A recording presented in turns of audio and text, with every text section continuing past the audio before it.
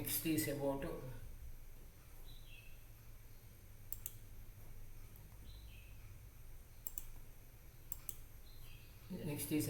malignancies of the GIT tract, and in the among these, the first is about the oropharynx. Oral cancer is one of the most common variety of malignancy in among the GIT tract, and particularly in India, it's also quite common.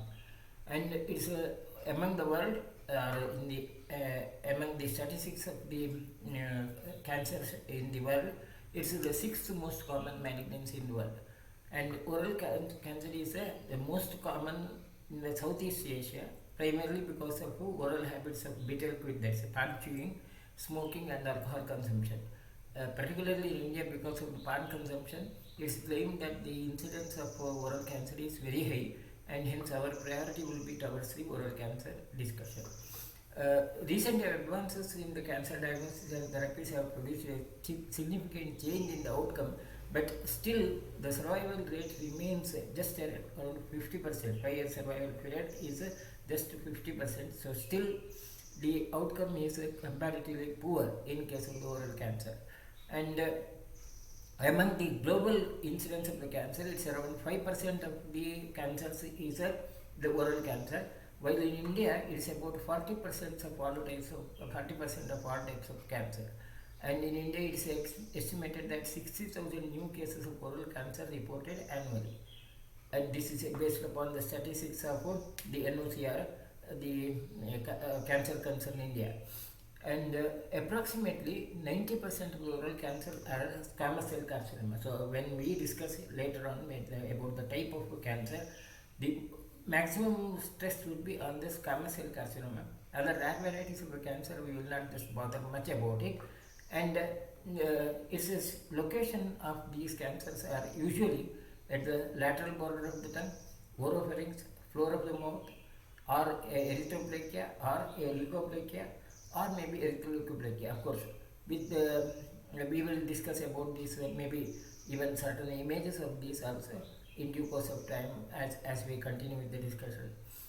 The early cancer is asymptomatic. One of the major problems with oral cancer is in the initial stages is absolutely asymptomatic, and most of the times it is presented in a precancerous condition like the leukoplakia, which looks like harmless. Many times it is also confused with the simple stomatitis like conditions, and hence it's always difficult to make the diagnosis. So one general rule is any single ulcer lesion persisting for more than 2 to 3 weeks should be regarded with suspicion, and biopsy should be performed. This is one of the important guidelines to be followed in case of the oral ulcers. Incidence of the oral cancer in India is increasing significantly year by year. By these are the incidence of the cancer from 2008 to 2020 based upon the Indian the statistics as such. And the male's mouth cancer is increasing rapidly. That mouth cancer is significantly related to the tobacco chewing and smoking. Tongue cancer, of course, comparatively is not that much increased. In females also it is increasing, the number is increasing, and the mortality rate is higher in old age. Hello ಹೇಳಿ ಏನು ಹೇಳಿ. ಹೌದು, class ಆಗ್ತಾ ಉಂಟಲ್ಲ. ಬರಲೇ ಇಲ್ಲ. Hello, ನೋಡ್ತೇನೆ ನನಗೆ.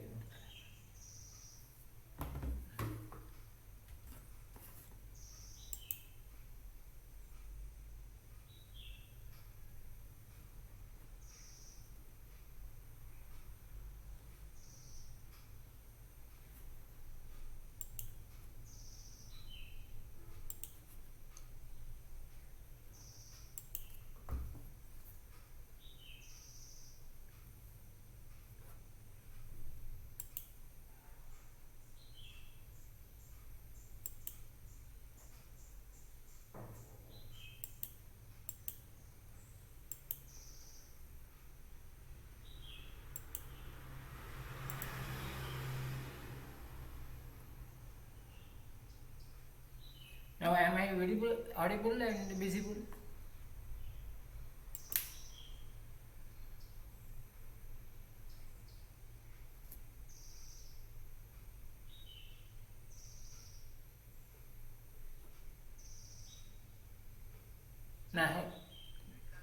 ಕೇಳ್ತಿಲ್ಲ ಮಾತು ಊರಲ್ಲಿ ಎಂತಾಗಿದೆ ನಮ್ಮದು ಕಂಪ್ಯೂಟರ್.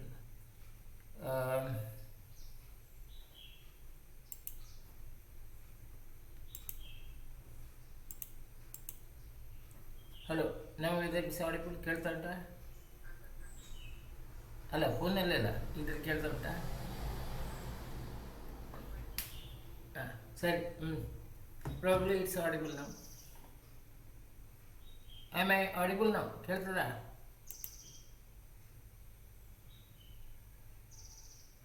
ಹಲೋ,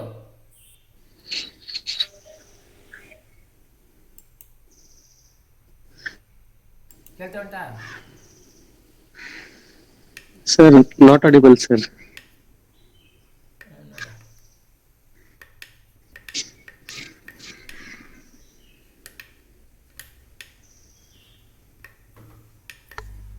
ನೋಡ, now am I audible? No, sir, not audible. Not yet. Ah, yes, sir. Now audible, sir. Now am I audible? Now it's audible, sir. Yes, sir. Yes Screen sir. is also visible, sir. Huh? Yes or no? हाँ sir क्या? ಕೇಳ್ತಾ Yes, sir. ಕೇಳ್ತಿದೆ sir. ಸರಿ, okay, all Yes, sir. ಕೇಳ್ತಿದೆ sir. All right, let me start from the beginning. Actually, I had covered 3 slides. Now the issue is about the GIT malignancies. The first thing which we discuss will be about the GIT malignancies. And among the GIT malignancies, oral cancer is the most common malignancy in the world. And oral cancer is of a major concern in Southeast Asia, in fact India and other countries, where the palm chewing is very common, and smoking, alcohol consumption is supposed to be one of the major triggering causes for oral cancer. And despite recent evident advances in the cancer diagnosis and therapies, the 5-year survival period of oral cancer is just 50%, which is quite low compared to others. So these are the major issues, the concerns about the oral cancer issues. And it's around accounts for about approximately 5% of all cancers globally, while in India it's about 40% of all types of the cancer. So from Indian point of view, oral cancer is one of the major concerns as such. It's estimated that in India, early 60,000 new cases of oral cancer are reported annually. The incidence is quite high. And another major problem of the oral cancer is in the early stage it is asymptomatic. And the majority of the patients, they are having 90% of the cancers are squamous cell carcinoma, and it usually presents with variable presentations like either leukoplakia or erythroplakia or maybe ulcers or maybe the mixture of those. The symptoms are somewhat atypical. Of course, we will deal with these issues somewhat in detail in due course of time, and we will go into the discussion further, maybe with the examples. And because of these varied clinical presentations, the diagnosis is difficult. Moreover, most of the times it becomes asymptomatic. The general rule, one of the general rule to be followed in the clinical practice is any single ulcer lesion persisting for more than 2 to 3 weeks in oral cavity should be regarded with suspicion, and biopsy should be performed. That's one of the important issues. As far as the incidence of the oral cancer is in India, it's increasing every year. By 2020, the incidence has increased remarkably, and particularly in the males, the mouth cancer, that where the oral mucosa of palate and the oral floor is involved, which is more common, which is because of the punching. Whereas the tongue cancer comparatively is not increasing to the same level, but still it is increasing. The rate of increase in the mouth cancer, mouth cavity cancer, that's because of the punching. Tongue cancer is more related to the smoking. So as far as other sociological data also, the smoking habit is gradually diminishing in India, though not remarkably, it's diminishing. Whereas the habit of chewing pan or other substances, that's increasing rapidly. So mostly it's related to that issue. And even in females, the incidence is increasing. Again, it could be related to the habit of chewing pan or certain substances. And the mortality rate, another quite important is the mortality rate in cancer is also related to the later half of the life. Most of the times, the maximum mortality rate is seen in the older age, after the age of 60, 50 to 60. That's the age group where the maximum number of malignancies or oral cancers are diagnosed and may be treated, and most of the times the mortality issue comes in. Compared to other countries, the global data, in India, the tongue cancer is more, whereas in other countries, it's the either lip or maybe the salivary gland cancers are more.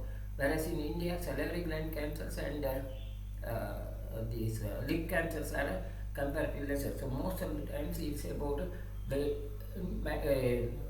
cancer involving tongue, which is more important as such.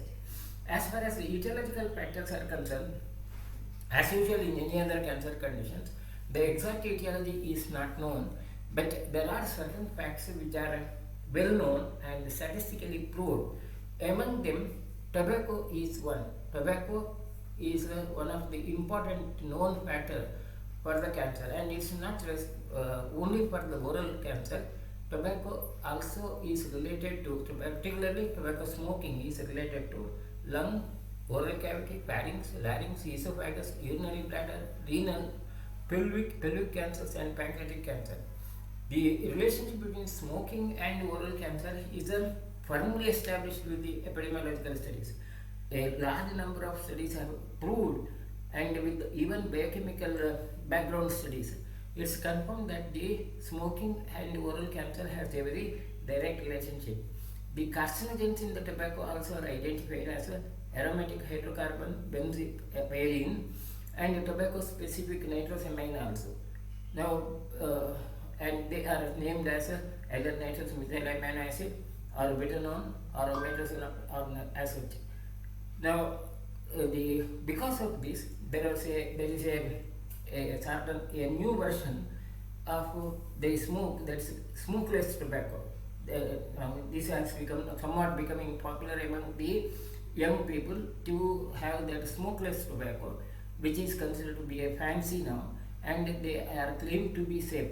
But it's now proved that even that smokeless tobacco also is not safe, and it produces almost the same rate of cancer induction in these incidents and pre-cancer as well as cancer incidents as the tobacco. Virtually there is no difference. So smokeless tobacco is not safe. That's the important thing. As per the statistics, cigarette smoking, particularly compared to the persons who do not smoke, the risk of oral cancer in persons who smoke low or medium tar cigarettes. Now again there is another way of classification of the cigarettes, again considering that the cigarettes which have lesser carbon, this hydrocarbon content, or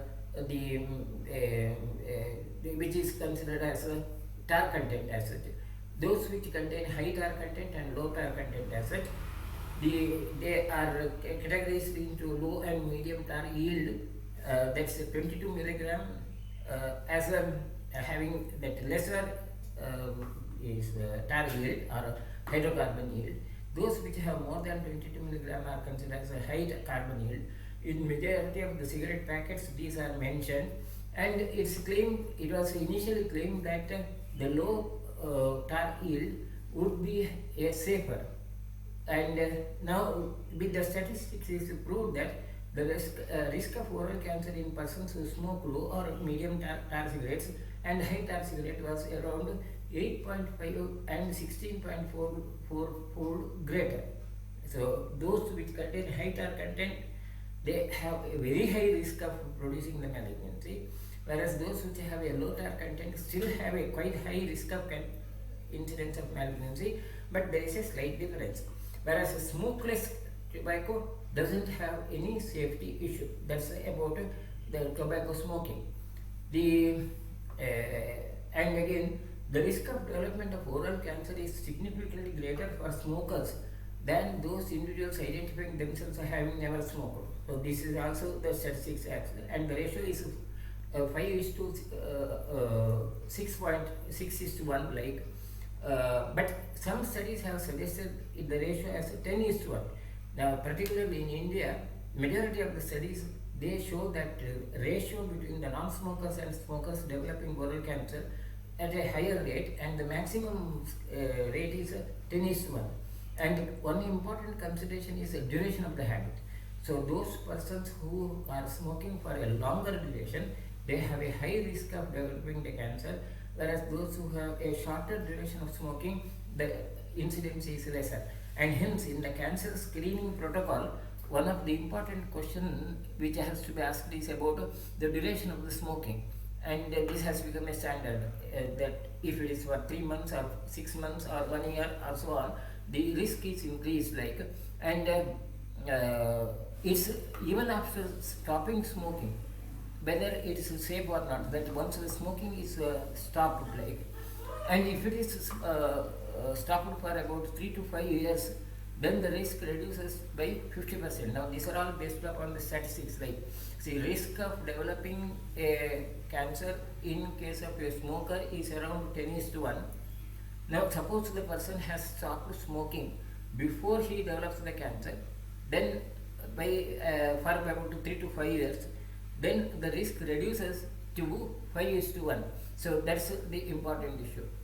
Then the next is another very well known cause for the oral cancer is the betel quid or pan.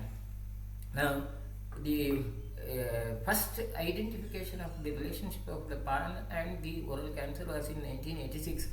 International Agency of Research on Cancer identified betel quid or chewing or pan chewing as an important risk factor. Of course, at that time there was a bit of controversy that betel chewing also was considered as safe because it's one of the very common habit which is existing in India, and particularly with the areca nut, the kaju.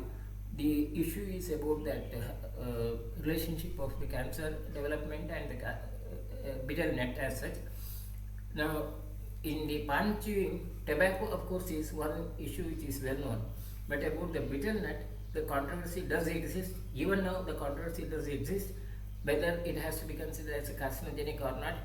But from the International Agency of Research on Cancer has considered this as a high risk as such, and some of the studies in India also have confirmed the association of pan chewing, but pan with tobacco is considered as a risk, and there are certain studies in India which have come up which have said claimed that the betel nut is safer. Now, and many of Ayurvedic institutions have also gone into that research issues, and maybe whether there is a bias or not, these are the issues, like now our because betel is cultivated as one of the most important commercial this cultivation in our part, like in southern part of the country, and there is a commercial interest also. So there is a bit of controversy about that betel and the cancer, but tobacco of course is proved.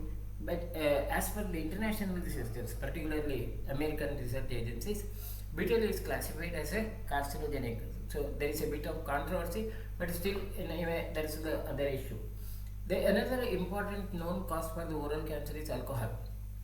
Role of alcohol in cancer genesis, carcinogenesis, is claimed to be somewhat unclear by the data, statistical data, and it's now claimed that the recent claim is alcohol by itself may not be carcinogenic, but when it's combined with the tobacco, it's become the carcinogenic properties increasing. So these are all about the bias in the research studies. Those persons who have a more maybe soft corner for the alcohol industry, their study would give you a different picture, like by itself it may not be carcinogenic, but when it is consumed with the tobacco it becomes carcinogenic, and so on. So there is a bit of these controversy issues, but there are many standard studies which also have proved that the cancers, particularly squamous cell carcinoma, incidence is increased by 80-fold persons in persons with high levels of smoking and alcohol consumption, and it's the most common site of oral cancer in heavy drinkers is the floor of the mouth. Now, those who smoke, they tend to develop the oral cavity, the oral surface and the tongue, whereas those squamous cell carcinomas in the alcoholics is mostly in the floor of the mouth. The lesion is at the floor of the mouth. Now, this also has something to do with the screening protocols. Those who are alcoholic and having smoking, when you examine the oral cavity, the floor of the mouth has to be examined more carefully. In others, it's the lateral part of the tongue which has to be examined more carefully.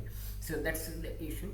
And the biologically, it's now proved, biochemically, it's proved that alcohol increases the permeability of the oral mucosa, and hence it also produces epithelial atrophy, and hence it is now claimed that it increases opportunity of the penetration of carcinogens in the oral mucosa.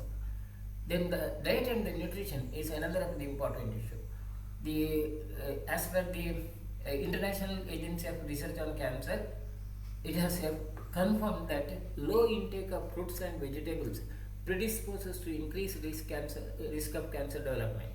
This is, I have just copied it directly from the National Cancer Institute Research Statistics, the statistical facts of the cancer. And like diet is one of the important issues, particularly the absence of the fruits and vegetables in the diet would be one of the important causes. More frequent consumption of fruit and vegetables, particularly carrots, fresh tomatoes and green peppers, were associated with the reduced risk of oral and pharyngeal cancer.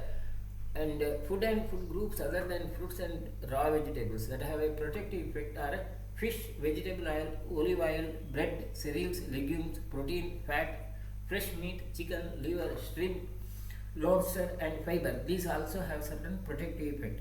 But fruits and vegetables have the maximum protective effect. And one of the important issue is that most of the times the persons who develop these stomatitis or something related to oral cavity, they are prescribed vitamins. And it's always claimed that because the dietary deficiency of vitamins these are supplied. Now it is now proved that, now again this red colored sentence is directly copied from the National Cancer Institute Research Statistics. I have not added even a single letter to that. Health supplements like vitamins, minerals and other bioactive compounds have not been shown to confer the same level of effectiveness as replacing these nutrients. Hence, these health supplements should not be used as a substitute for vegetables and fruits in meals. Now, this is a very important issue. These days, this has become a fashion. Like those who do not consume, who do not have a liking for the fruits and vegetables, or rather it's considered as unfashionable to consume that fruits and vegetables, they tend to consume the vitamins and minerals tablets. And now it's proved without any doubt, and statistically it's proved that it doesn't protect. Those who are interested in reading more about this, you may go into this website. The URL of the website is given. Those who can study, maybe read more about this. And quite important that this would be one of the important issues. Another of the known factor or causes for the cancer is the mouthwash. Now again, mouthwashes have become now quite popular. Those who do not like to brush, or maybe those who are more bothered about the smell from the oral cavity, mouthwashes have become very popular. People use the mouthwashes quite frequently, and most of these mouthwashes would contain alcohol and other some solvents as such as chemicals which produces smelling as such. Incidence of oral cancer in the persons who have a habit of using mouthwash frequently, it's very significant. It's significant as such, and it's also related to the frequency of the mouthwash use and as well as the duration of the use. And biochemically, it's now claimed that it's because of the alcohol content. But it's not only the alcohol content. There are many other biochemical substances, molecules added to the mouthwash. So mouthwash is, which is again considered as a fashion of the day and is becoming popular, is also one of the important causes of the cancer, oral cancer. The other causes as such, the viral infections, particularly Epstein-Barr virus and human papillomavirus (HPV). HPV is more related to the cancer of the cervix as well as the cancer of the oral cavity, and herpes simplex virus also is known to produce or induce these cancers as such, and Epstein-Barr virus, particularly herpes virus, it can produce, it's also known to induce the cancer. So viral infections are well known to produce the cancers. Fungal infections where the Candida species, particularly Candida albicans, is also somewhat claimed to be the cause for the cancer.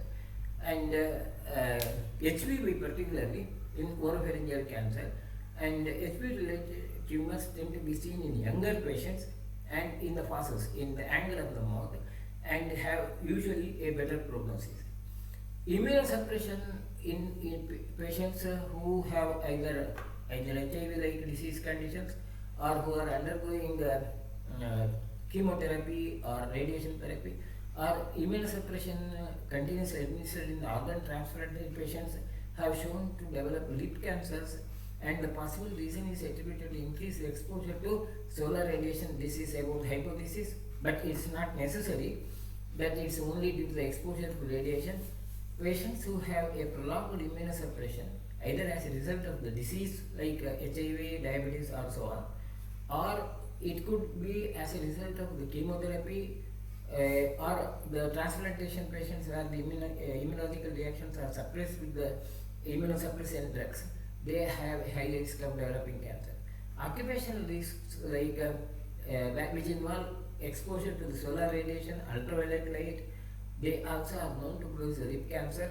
UV rays also can cheilitis, that inflammation of the lip, and then result in cancers. And occupations which involve with the handling of chemicals like sulfur dioxide, asbestos, pesticide, other strong organic acids, or burning of fossil fuels, petroleum also, is known to produce a cancer of the mouth, pharynx and larynx.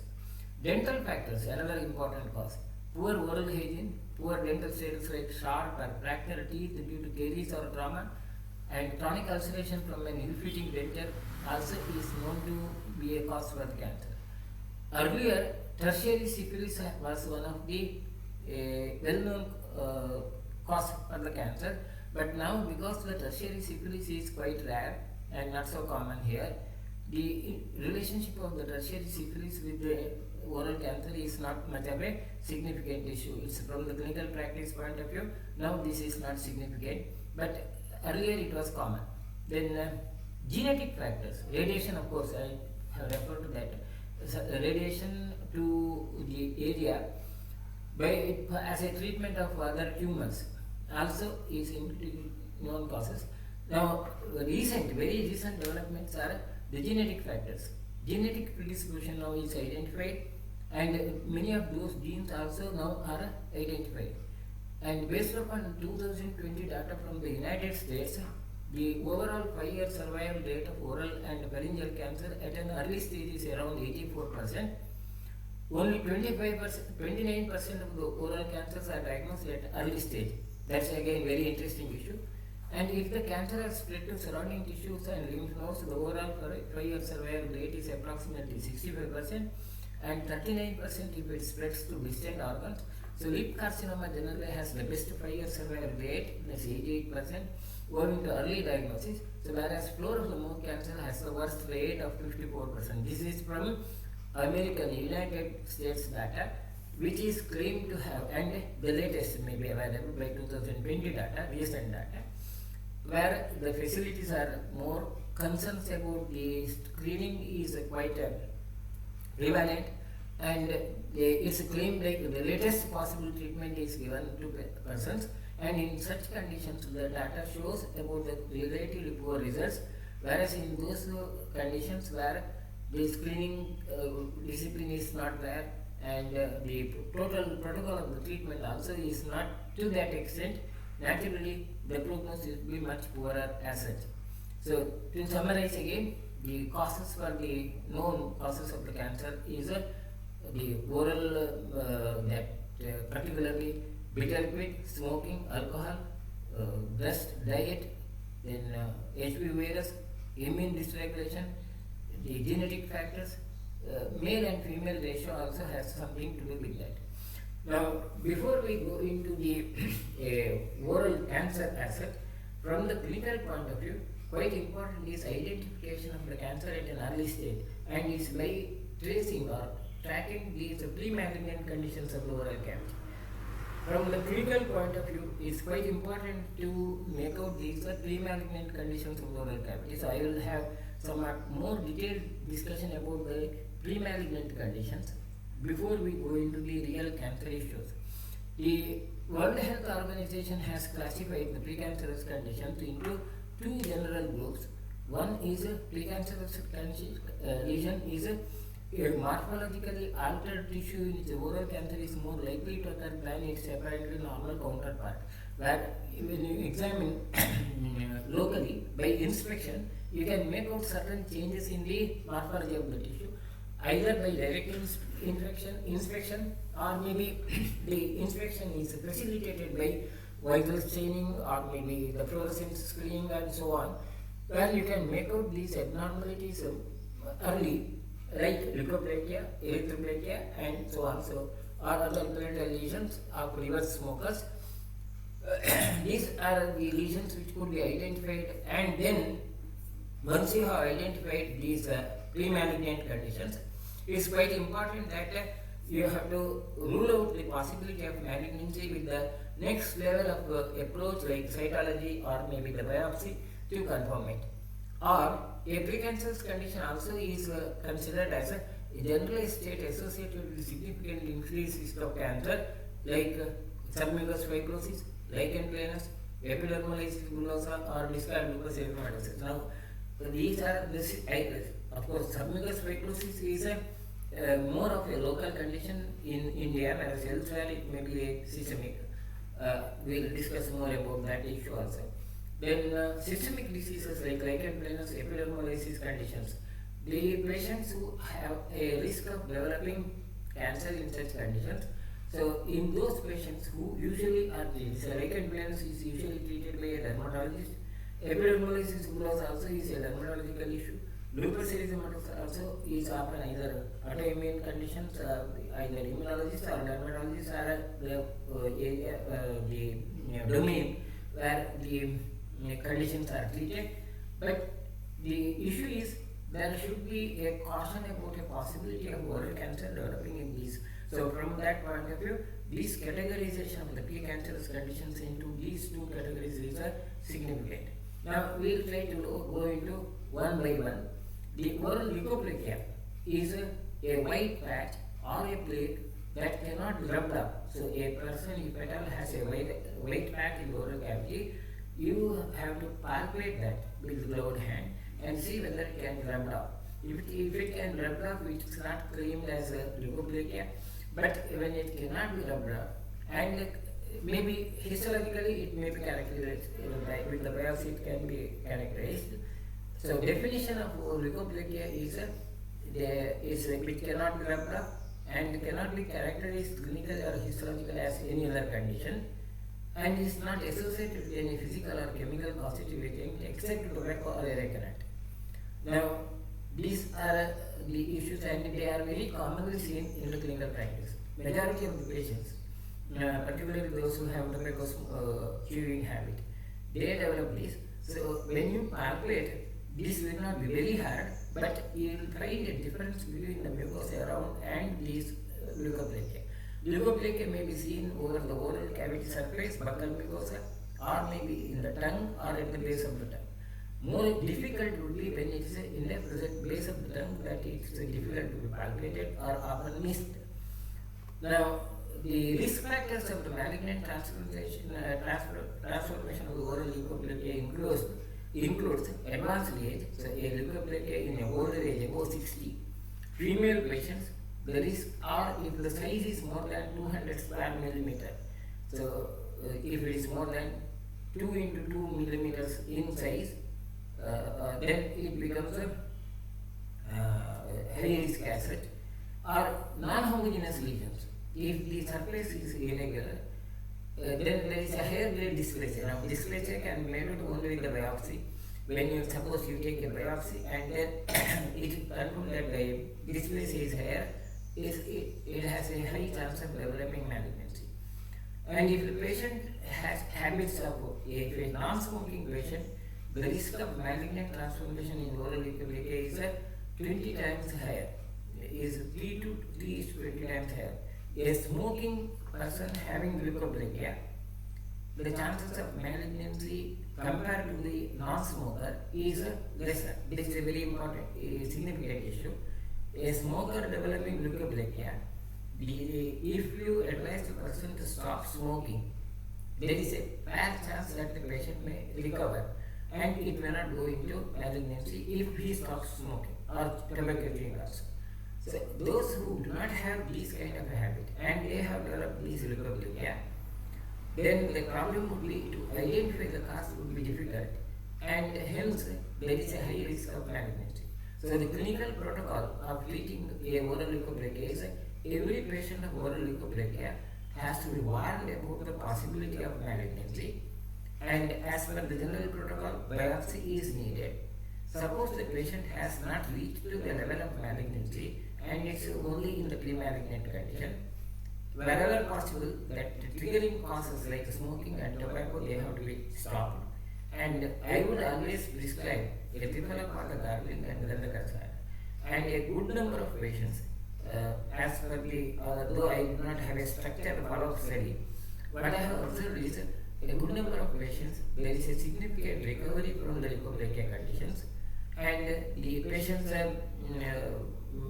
whether it becomes malignant or not, converts malignant or not, it is very difficult to say, like whether our treatment has really prevented that or not, because the time taken for the conversion of malignancy is unpredictable. But I have patients with a long follow-up where malignancy has not occurred and the patients are safe, and Epiphalacota gargling and Gandhakasaya has helped them from maybe they help to recover from the clinical condition. So most of the times what we see is a plain leukoplakia, the patchy leukoplakia. The other form of leukoplakia is the varicose leukoplakia, which is proliferative, where the surface is thick and there is a fragile tissue. And it is called as varicose leukoplakia, and most of the times these are seen in women, and they also do not have a history of tobacco use. Now this is a very dangerous issue. When you see that leukoplakia which is widespread and the surface is irregular, seems to be fragile, rough as it, varicose word is related to a plant which is having a proliferative pattern where it has multiple leaves like. So that kind of an appearance is seen. That's the high risk condition. So these are the patients where you have to be very careful. Unlike other simple leukoplakia, when the patients present with this kind of varicose leukoplakia, particularly if it is females and there is no history of tobacco chewing, the progression to carcinoma is around 87%. So 87% of risk is quite high, and hence they have to be very careful as such. What I have done, what I do in my patients is, of course, that risk of malignancy has to be explained to the patients, and that protocol of biopsy is necessary. Suppose there is still some time gap which has not become malignant, I advise Vilatila conduction and Epiphalacota internally, and again, though there is no objective statistical study like objective structural study to say the statistics, I am sure that there is a significant change in the outcome. There can be a significant delay in the development of malignancies. Patient symptom can be improved significantly. Then another form of the leukoplakia is hairy leukoplakia. Hairy leukoplakia, where the leukoplakic lesions, they seem to be having multiple cracks, like some hairy projections, and this kind of appearance is seen quite significantly. As far as the theory part of it, the hairy leukoplakia was described in 1984 for the first time, and it's often related to the viral infections, Epstein-Barr virus or HIV infections, and who might not have a AIDS-like condition. So from the clinical point of view, patients who have this hairy leukoplakia the important is you have to go for HIV study, and a good number of patients or a good number of conditions you may identify a HIV patient easily. So in the clinical practice, you might have observed only a few patients are sent for the HIV studies in my clinical practice. Only a few patients are sent, and certain clinical clues are there. And this is one of the clue. The tongue appearance of the tongue, that hairy appearance of the tongue is one of the clue to make the maybe suspicion of the HIV. And the HIV diagnosis is possible with the hairy leukoplakia, and particularly are the other way patients who are immunocompromised like also may have the hairy leukoplakia.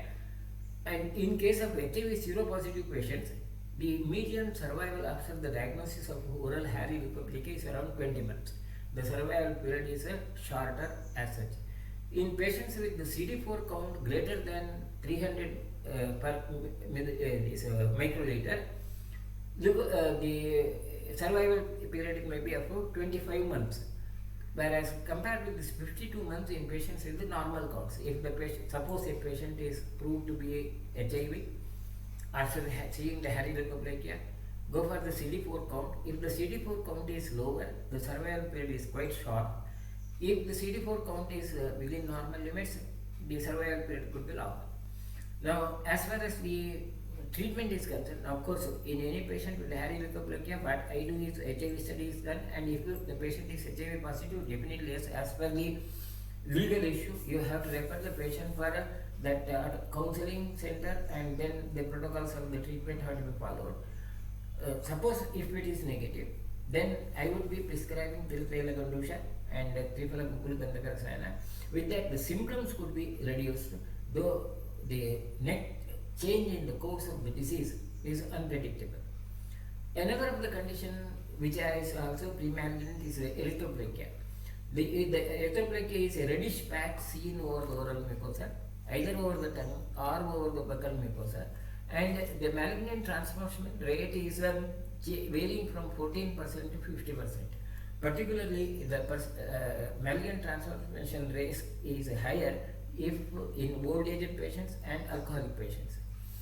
And the diagnosis is relatively easier because it is quite visible, and the patients also would have a symptom of burning sensation, pain, etc. Whereas that simple leukoplakia often may be asymptomatic. Patient may not have any symptom, or occasionally the pain will be mild. Now, in these patients, my treatment will be Madhyastikvada Triphalakvada because of the visible appearance of the Pitta dosha. Kamadukha and Kadirajasta is the treatment, and a good number of patients may show some relief. Healing also is possible.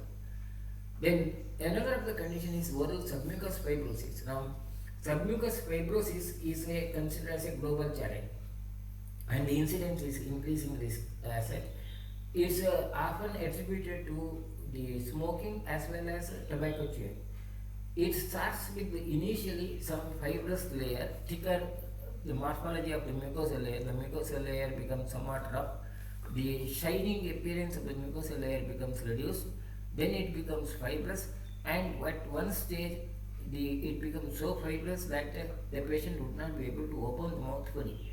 So very advanced stages can occur. So different stages of the oral submucous fibrosis can be presented. Initially, the patient would find it difficult to protrude the tongue. The tongue protrusion limits will be lesser. So initially, the tongue cannot protrude at certain extent, then it becomes reduced. So this is about the stage-wise presentation as such. Submucous fibrosis is categorized into 4 categories, 4 grades as such, where depending upon the capacity of the person to open the mouth, one of the simple criteria, functional categorization. The functional categorization is if the person can open the mouth up to 35 millimeter, and there is a less than 1/3 of the oral cavity is showing that blanching sensation, burning sensation is seen, recurrent ulceration is seen, then it is considered to be a grade 1, and a good number of patients come at that stage, grade 1 stage, those who chew tobacco, and where the patient can open up to 35 millimeter, that is 3.5 centimeter. Of course, if you go for histopathological study, now we may not go for histopathological study in all such patients. In this histopathological study would show edematous collagen tissue, congested blood vessels, and lymphocyte infiltration. In that condition, this habit has to be stopped. Nutritional supplement has to be provided. The prognosis is considered to be excellent. In stage 2 condition, the patient's mouth opening is around 25 to 35 millimeter. The flexibility of the cheeks is reduced by 33%. If you ask the patient to blow the air, the cheeks would not get bulged to the same extent as normal. And on examination, more than 1/3 of the oral cavity has become blanched, and there could be marble-like appearance. Surface would be somewhat harder. Fibrotic bands could be palpated. If you palpate, you may feel the fibrotic bands, and in the soft palate or premolar area. Then it's grade 2. Of course, biopsy would consider show the hyalinization of the collagen tissue with the lymphocytes, and in these conditions, the prognosis is considered to be good, and recurrence rate is comparatively lower. Grade 3 is when the patient's capacity of the opening of the mouth is 15 to 25 millimeters, and cheek flexibility is reduced by 66%, and on oral examination, severe blanching and broad thick fibrous bands are seen, and floor of the mouth also shows some lymph nodes enlarged as such, shrunken tongue. The prognosis is poor, recurrence rate is very high. Of course, histopathological study would confirm this excessive fibrosis with hyalinization. So up to grade 3, we can make some clinical change in outcome by administering Kanjanaragugul Aragyavartini Kumariyasam as well as Tiluvela Gandusha. I prescribe Kanjanaragugul Aragyavartini Kumariyasam. Of course, cessation of stopping of the tobacco chewing is quite important as such. And with that, of course, in early stage, grade 1 prognosis is definitely as good. Grade 3 prognosis is somewhat fair, but patients can show some improvement. Grade 4 is when the mouth opening is less than 15 millimeters or not at all, and there is a significant leukoplakia changes. Ulcers also are seen. The prognosis is poor, and the condition chances of malignant transformation is very high, and in such patients, generally, I do not prescribe the treatment. Grade 4 is out of scope for the treatment. Now, this identification and categorization in the clinical practice is quite vital, and that produces a significant change in the total course of the disease. Then, from the other systemic pre-malignant conditions, lichen planus is one of the conditions which we often see, which is usually presented as cutaneous presentation. During the course of the disease, the patient may have also oral ulcers. Many of the people might consider these two as independent conditions, but their relationship has to be clearly identified. When you treat a patient of lichen planus, examination of the tongue is important, and the potential malignant rate formation is comparatively lower, 0.04 to 1.74% as per the literature. And from the treatment point of view, along with the usual treatment for lichen planus, that's Kaishoragula Aragyavartini Manjishtarikvata, or at times it could be Virechana if the condition is quite severe, Tiluvela Gandusha could be advised in such patients. Epidermolysis bullosa is another of the acute condition, which is mainly presented as a systemic condition where there could be bullous eruptions over the surface of the body, and there could be even oral lesions, and these are quite difficult to be treated clinically. The only life-saving treatment will be glucocorticoids. Glucocorticoids have to be given in high doses. That's the only curable treatment, and the mortality rate is quite high. So we have to be very careful when you treat that epidermolysis bullosa, and that pre-malignancy of these conditions is not a important issue. That's about the pre-malignant conditions as such. We will continue in the next session about the screening protocols and how to arrive at the diagnosis, and then the other parts of the malignancy. If there are any questions, we will try to answer and then wind up. Right, no questions, so we will close today.